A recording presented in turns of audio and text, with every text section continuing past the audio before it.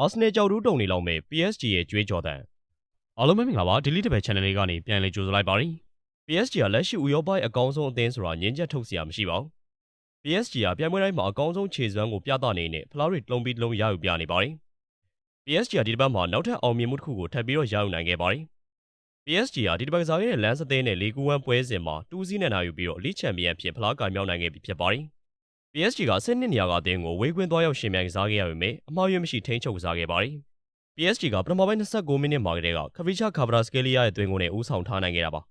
PSG တို့ဒုတိယပိုင်းမှာလမ်းဆက်တိုက်စစ်ကိုကာယံပိတ်ဆို့ကစားထားရင်းနဲ့ဂိုးပေါက်တဲ့ကန်ချက်10ချိန်ကနေတကိုးမှမပေးရတာချီကျူးစရာစွမ်းဆောင်ရည်လည်းဖြစ်ပါတယ်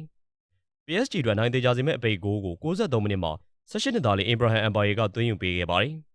ဒီတော့ PSG လည်း Lens ကို2-0နဲ့နိုင်ရရှိပြီးတော့လီဂူဝမ်ချန်ပီယံဆုကြီးကို900ရာသီစတိုင်သိမ်းပိုက်နိုင်ခဲ့ပါတယ် PSG ကလီဂူဝမ်သမိုင်းမှာချန်ပီယံနေရာကို14ချိန်ထိရရှိထားပြီးတော့အောင်မြင်ဆုံးအသင်းဖြစ်ဆက်လက်မှတ်တမ်းရေးထိုးထားနိုင်ခဲ့ပါတယ် PSG ဒီရာသီမှာခြေကျော်လက်ချော်ဖြစ်ပြီးတော့ကိုပါတီဖရန့်ဖလားကနေ16သင်းဆင့်မာတွေကထွက်ထားခဲ့ရပေမဲ့ 31st ချန်ပီယံဖလားကိုတော့ရရှိထားပြီးဖြစ်ပါတယ်ဒါအပြင် UEFA Super Cup နဲ့ Intercontinental ဖလားတို့ကိုရရှိထားပြီးဖြစ်တဲ့ PSG ဟာဖလားလေးလုံးချန်ပီယံဖြစ်အောင်မြင်နေပါတယ် PSG မှာနောက်ထပ်ယူစရာ9လုံးမြောက်ဖလားကျန်နေပါတယ် PSG ကချန်ပီယံလိမှာလည်း Final ထိတက်ရောက်ထားနိုင်ပြီးတော့သူတို့ရဲ့အောင်မြင်မှုတွေနဲ့ Arsenal ကိုကြိုတင်ကြောက်တူးတုံနေစေလောက်ပါပဲ